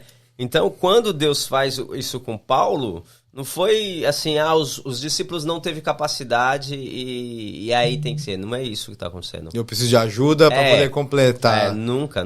Até porque os discípulos, até aqueles que a gente não ouve falar muito na Bíblia, com exceção do apóstolo João, todos os outros discípulos morreram em cidades ou lugares distantes de Jerusalém pregando a palavra. Entendi. Né? Por exemplo, a história vai nos dizer que Tomé morreu, se não me falha a memória, na Ásia ou na África, né? Que já é um outro continente, está ali na divisa, mas é outro lugar, transpassado por uma lança porque estava pregando a palavra. Pedro foi crucificado de cabeça para baixo em X. Tiago foi jogado do pináculo do templo, outro foi morto à espada, outro foi decapitado, outro foi queimado. E o único que salvou aí, que morreu de morte natural, digamos assim, foi o apóstolo João. Então, morreu preso também, né? Não, o apóstolo João morreu de velhice, mas passou muito tempo preso, né? Na prisão lá da ilha de Patmos, né? Depois foi solto quando um imperador mandou prendê-lo lá, outro imperador mandou soltar. A história diz que ele foi jogado na ilha de Patmos porque os caras tentaram matar ele, por exemplo, em um coliseu da vida, jogando ele no óleo quente, o óleo esfriou, jogaram ele numa chapa quente, a chapa esfriou, A gente usava a expressão a chapa vai esquentar, né? Chapa quente. No contrário do João, a chapa esfriou. Aí os caras viram assim, mano... Deixa pra lá, os ursos não comem o cara. Os ursos não comem o cara. O óleo quente esfria, a chapa esfria. Põe ele lá na ilha, ele morre lá sozinho e tal. Entendi. Mas tudo isso plano de Deus. Ele foi pra ilha, recebeu a revelação do livro do Revelation, né? Apocalipse. Que pra mim faz mais sentido do que a palavra Apocalipse, mas no português é Apocalipse, foi traduzido, mas é o livro das revelações, revelações do fim, né? Sim. Ou as revelações dos tempos do fim, que é vários processos. Sim. Entende? Então Deus não erra. Agora, já estava no plano de Deus fazer o que Paulo fosse o cara que foi. Agora, tem uma sacada que eu acho que é genial, deixa eu só colocar isso aqui. Conclui que aí eu vou emendar outra aqui. Pro rolê. Pensa você assim, ó. Não sei se você já teve a experiência. Você já tentou pregar para um muçulmano? Não. Cara, se você que está nos assistindo já tentou pregar para um muçulmano, você já tentou falar com um muçulmano, os caras não te dá tempo pra respirar, mano. Brasileiro como muçulmano, o único muçulmano que eu conhecia é o dono da pizzaria lá. Que ainda tem um apelido de Deusinho, né? Deusinho. Então, o Deusinho, por exemplo, não sei se ele vai nos assistir sair, mas se assistir, um abraço, cara. Continuo te amando e orando por você. Deusinho é um cara, né? Que foi um conhecido nosso lá de onde nós morávamos. Sim, que e se ele converteu... mas olha a trajetória do cara. O cara passou pelo catolicismo romano. O cara passou pelo candomblé, pela umbanda, pela quimbanda, passou pela mesa branca, passou pelo cristianismo, só que ele não conheceu o cristianismo de Jesus, ele conheceu o cristianismo dos evangélicos, que é diferente. Sim, sim. E aí ele passou pelo Islã. Chegou no Islã, o cara se converteu ao Islã. E aí, quando você se converte ao Islã, estou usando o termo se converte porque por Islã não é se converte, né? Sim. Para o Islã, todo mundo já nasce muçulmano e se perde no caminho, então volta para o Islã. Sim. Mas quando ele se converteu ao Islã, o cara que levou ele malhava a mente dele dia e noite no ensinamento. Quando a gente chegou, né? Quando eu comecei a conversar com ele, ele praticamente era uma muralha da China impenetrável. Entendi. Entendeu? Você argumenta, você fala e refaz e fala e tenta, você não consegue entrar na mente do cara. E o Islã, o muçulmano, ele faz isso. Eu já tive várias experiências recentemente estudando aqui nos Estados Unidos. Até o mês passado eu estudava com 2 muçulmanos. Eles esperavam a hora do intervalo para dizer para mim, ele tinha a capacidade de pegar o celular dele, colocar em árabe, no Google Tradutor, em árabe e em português, ele escrevia e colocava pra mim ler em português pra dizer Allah é grande, Allah é o único Deus, não sei o que, não sei o que, não sei o que. Entende? Então, como que você prega pra um muçulmano se não for pelo poder do Espírito Santo? É uma fortaleza impenetrável aquilo ali. Entendeu? Paulo... porque parece que com a certa idade ele já tem que saber a Torá toda... que é 12 anos. Alcorão. O Alcorão toda, né? Isso é o muçulmano, né? E aí, tipo assim, não existe outra possibilidade, né? É só aquilo. É só aquilo. A infância toda. Infância, a vida, e seja qual for a hora que você se converter lá na sua história de vida ao Islã, é fundamental que você tenha o livro, você leia. E outra, diferente da gente, hein? Nós nos acostumamos e nos acomodamos em ler a Bíblia no português e tá tudo bem. O muçulmano, não. Você pode começar a ler uma versão, eles nem chamam de tradução. Você pode começar a ler ali os escritos no português, mas você tem que aprender o árabe para ler no original. Uau. Entendeu? Você tem que fazer as suas orações para onde você for, quando você for viajar, colocar o seu tapetinho no chão, virado para a Meca, fazer o processo de purificação, de lavar as mãos, lavar as narinas, se limpar, ir lá e fazer as suas orações. Tanto que teve um astronauta, um engenheiro, um cientista astronauta, o cara foi pro espaço, está no Google aí, pode googar aí que vocês vão achar. O cara foi pro espaço, o cara passou um tempo do seu período se preparando para a viagem, fazendo o cálculo da rotação da Terra para ele saber aonde está a direção da Meca, todas as vezes que ele tivesse que orar lá dentro da nave. Entendeu? Então a gente está falando disso. Simbolicamente, voltando para a questão de Paulo, Paulo no judaísmo era esse equivalente. Então como que você penetra em um cara? Como é que você entra na mente de um cara? O cara não abre espaço para você falar. Você vê que quando a gente olha, isso está na Bíblia, quando o Estevão está sendo apedrejado, que Paulo é o cara que consente para que ele seja apedrejado, o Estevão começa o seu discurso como um momento final. Só que Paulo está distante, Paulo está ouvindo ele, mas Paulo já tinha tomado ou dado a ordem ou tomado a decisão que ele fosse apedrejado. Então é o seguinte, é mais ou menos o que Paulo fez ali, colocando na linguagem mais moderna, é o seguinte. Brother, vamos pensar agora que você é Estevão, ok? Certo. O Ricardo é Estevão, eu sou o Paulo, eu vou apedrejar ele. Eu vou mandar apedrejar. É o seguinte, acabou aqui pra você, já deu. Você não negou, você não abriu mão. É o seguinte, quais são as suas palavras finais? Eu vou te dar ainda uma chance, quais são as suas palavras finais? Quando Estevão tem a oportunidade de dar as palavras finais, Paulo se afasta. Uhum. Os apedrejadores estão mais próximos. Entendeu? Paulo até ouve o que Estevão está falando ali no seu último discurso, no seu sermão.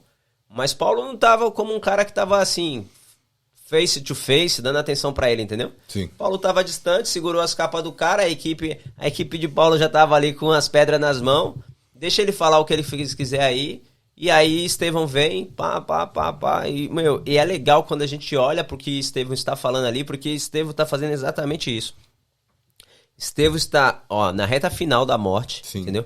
Estevão está contando a história de como a promessa veio lá desde Abraão, passou pelos patriarcas, não sei o que. E essa promessa, é Jesus, se cumpre aqui. Uau. Ele termina o discurso, a galera apedreja e Paulo tá olhando. Então como é que você chega em um cara desse? Não tem, entende? Uhum. Então os discípulos, que agora são apóstolos, né? Qual que é a diferença na mudança? Muda o título, mas são as mesmas pessoas. Muita gente confunde nisso aí também, acho que é bom falar aqui. Sim.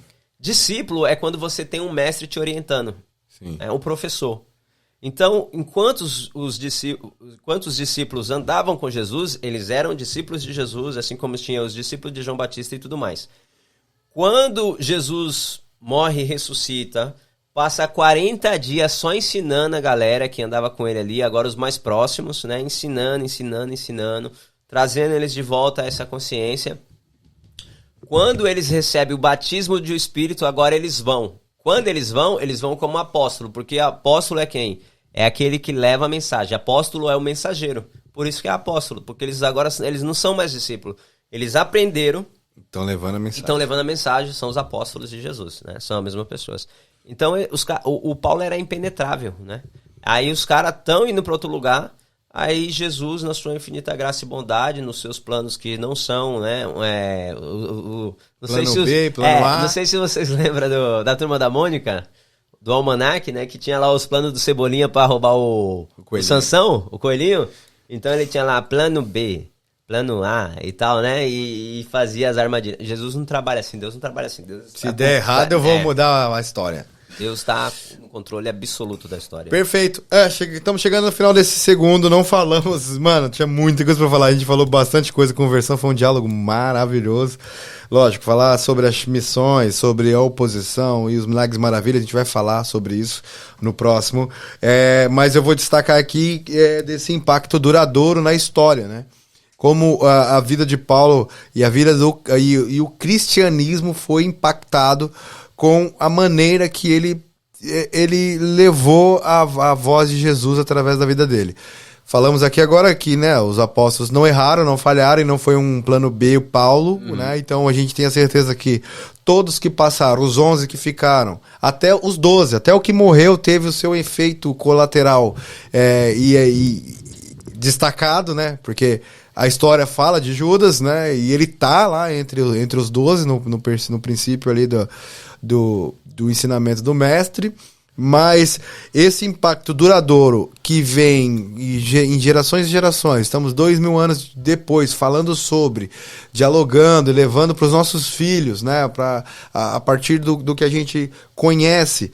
Cara, eu vou fazer a última pergunta e aí a gente encerra esse período, né? E a passagem do desafio que eu falo pra você aqui, é o desafio pros ouvintes também aí que tá aí do outro lado, dizer pra você, se você puder, compartilhar, fazer toda a estrutura que a gente chegar mais longe, que essa mensagem chegue a outras pessoas, faça isso, curta, compartilha, utilize o sininho aí pra gente, pra quando ser notificado assim que você puder, que a gente postar um vídeo, esse vídeo já chega pra você aí. Certa pergunta, Paulinho, pra gente encerrar esse podcast, encerrar o segundo podcast da vida, e a direção de Paulo é exatamente essa. Como podemos aplicar os princípios dessa primeira viagem de missão para o Paulo, para a nossa vida, nossa jornada de fé? Como que a gente pode trazer isso para a nossa realidade hoje, 2000 anos depois, com, graças a Deus, né?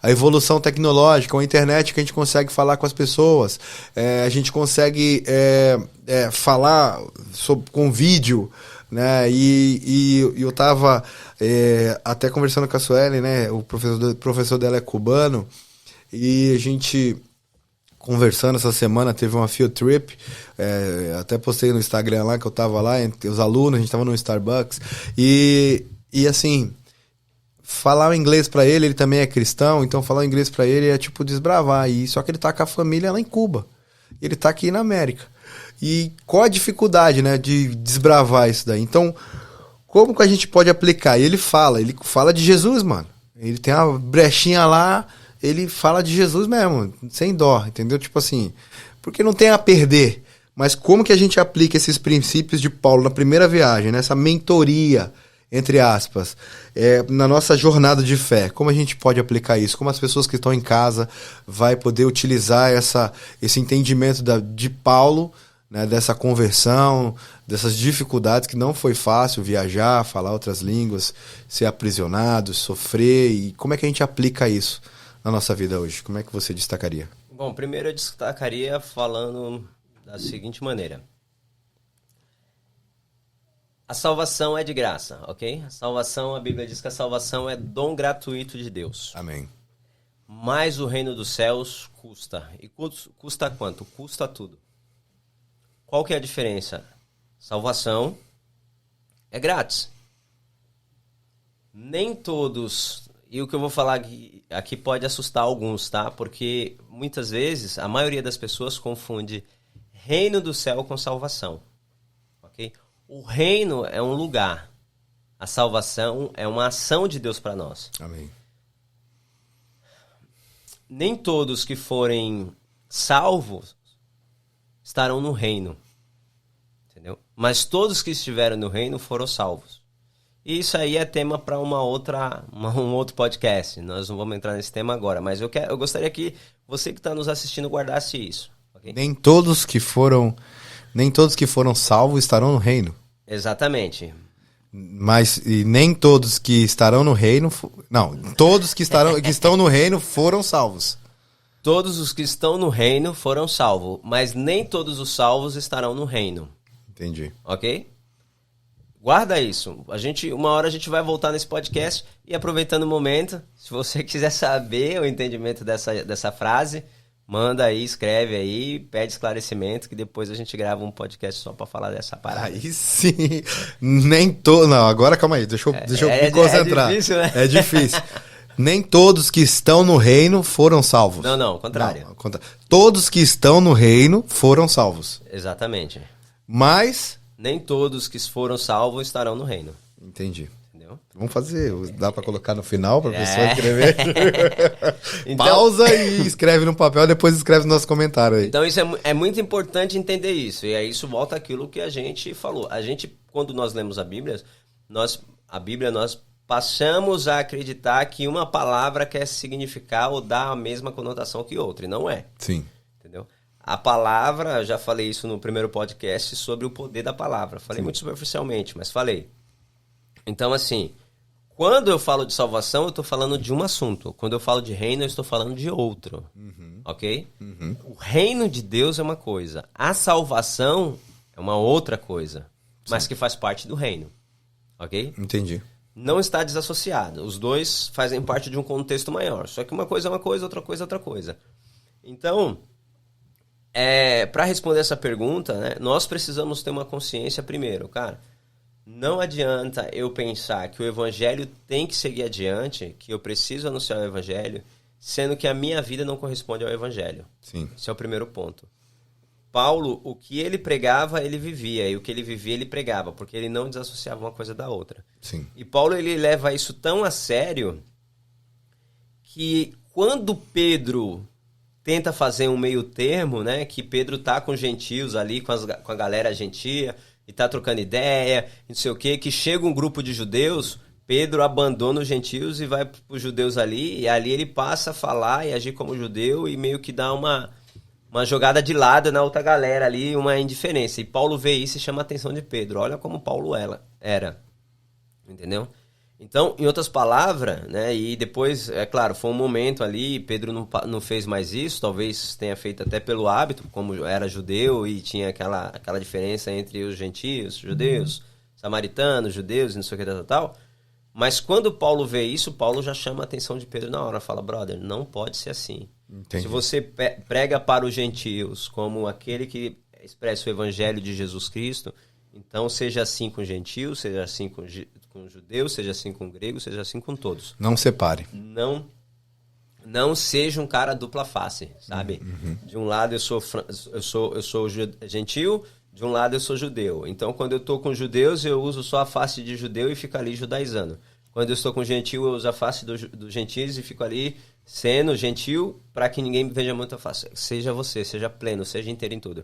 Então, não adianta a gente pensar em evangelho hoje, pensar em missão, sendo que a minha palavra, sendo que as minhas ações não condiz com aquilo que eu estou querendo levar adiante. E Jesus chama a atenção do povo, né, em relação a isso nos fariseus. Jesus fala assim, ó, tá vendo os fariseus? O que eles fazem está certo. Mas o que eles fazem, o que eles ensinam está certo, mas o que eles fazem está errado. Porque eles falam de uma coisa e fazem outra. Uhum. Né? Então, o primeiro ponto é esse, que eu destacaria. Certo. O segundo ponto, né, baseado na experiência missionária de Paulo, é a gente entender que nós não somos missionário por uma determinação no sentido eclesiástico apostólico, como nós fazemos hoje. Por exemplo, você é missionário, então eu deixo você no encargo missionário, e aí eu só entendo se você for missionário, se você for para outro país, se você estiver lá na África subsaariana, se você estiver na Índia, Romênia, seja lá o que for. Aí você volta contando as suas histórias de missionário. Existe um missionário que vai a outras nações, que vai a outros campos, mas também existe um missionário local. Né? Se você conscientizar que você é missionário e você pode ser um missionário para sua família, já faz toda a diferença. Como? Sendo testemunha. Exato. Né? Dando testemunho, sendo exemplo da vida cristã. E o que é uma vida cristã? É você viver como Jesus viveu. Não adianta eu e você falarmos que somos cristãos, falarmos que somos seguidor do Messias, que Jesus é bom, que Deus é amor. Não adianta se a minha conduta não diz isso. E quem tira essa máscara, o primeiro é os familiares. Né? Então, muitas vezes nós vemos as pessoas falando de Deus para tanta gente e a família toda não é cristã. E aí, se você for trocar uma ideia, por que fulano lá... Por que seu tio, sei lá, por que seu tio vai para a igreja e você não vai com ele? Meu tio? Porque meu tio só é crente na igreja. Meu pai só é crente na igreja. Entende? Uhum. Então, Paulo, se ele estava em Atenas, se ele estava crente, seguidor de Jesus, nem seguidor, né? Paulo se denomina escravo de Cristo. Uau. Ele usa uma expressão chamada Kyrios, para falar que Jesus é Senhor dele. E não é Senhor no sentido da experiência do mais velho, sabe? O mais velho e mais novo. Por exemplo... O senhor da antiga, o dono dele, né? Dono. Só que não é um dono no sentido simplesmente de posse. Uhum. No sentido, por exemplo, o meu dono, vamos pensar aqui, né? O meu dono, vou usar o termo aqui com meu pai para não descontextualizar. Meu pai é meu dono. Meu pai já faleceu. Meu pai se chamava João. Meu pai é meu dono. Só que eu chamo ele de Senhor porque ele é mais velho que eu e ele é autoridade sobre mim. Só que eu faço o que ele manda porque eu não tenho a opção de fazer outra coisa. No sentido de... Quando ele vira as costas, eu faço o que eu quero, entendeu? Mas publicamente eu chamo ele de Senhor e falo que ele é meu pai. Sim. Para Paulo, não. Paulo entende que toda a sua estrutura física, mental, emocional, subjetiva está cativa em Jesus. Então, isso é o sentido de Kyrios, de Senhor. É um Senhor pleno, absoluto. Entende isso?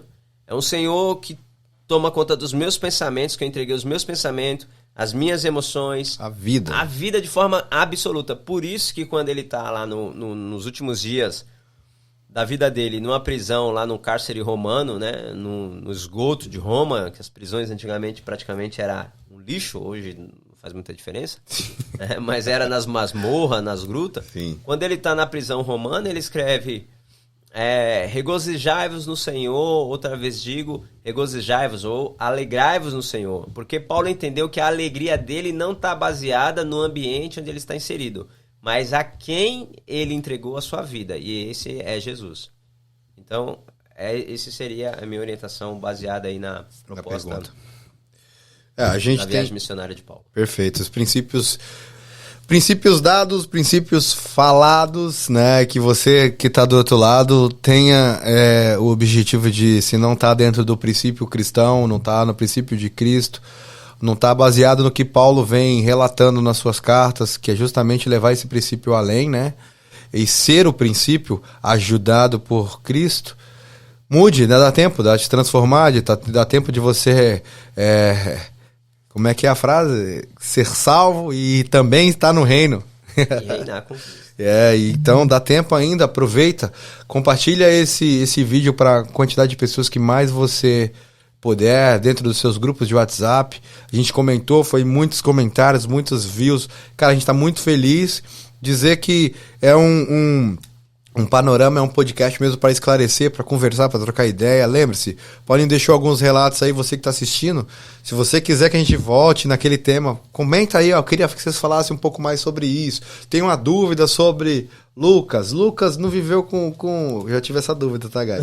Não viveu com Jesus, mas escreve sobre Jesus como isso. Então, a gente vai tentar trazer esse discernimento através desse podcast, juntos aí, pra gente conseguir desbravar ainda mais aí a Bíblia, que é um livro sensacional.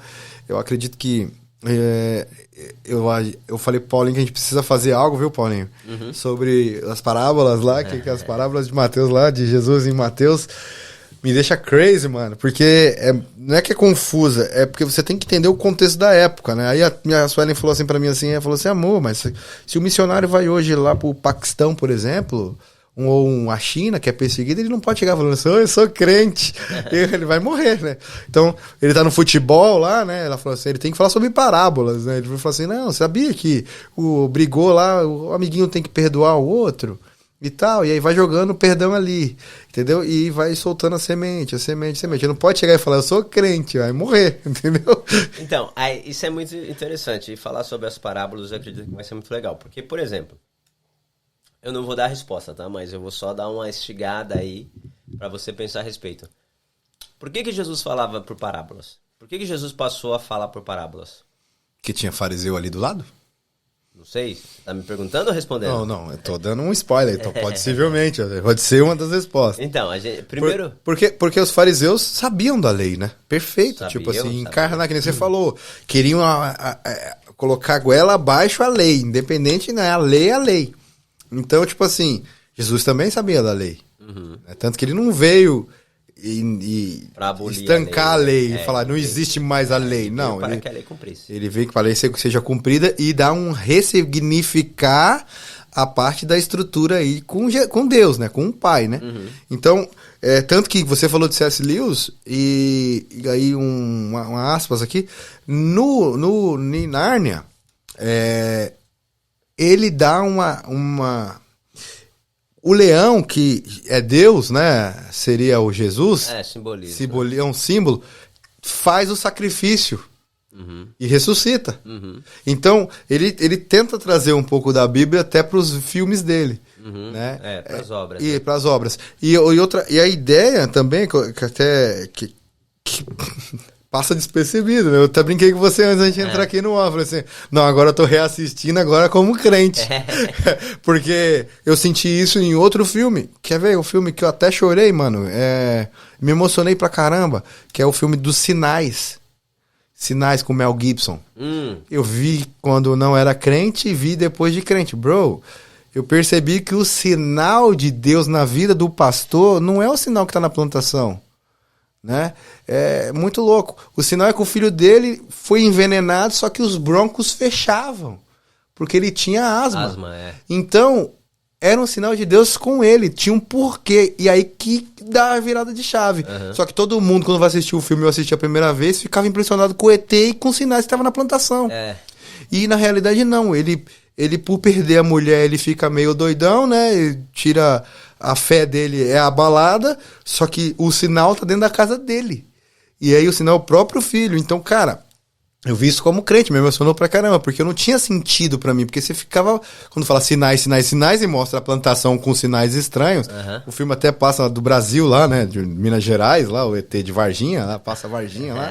Não vi, não. Passa. Não lembro, e aí... Só pra constar, esse filme que ele tá falando é da década de 90. É velho, assistam, guys, assistam.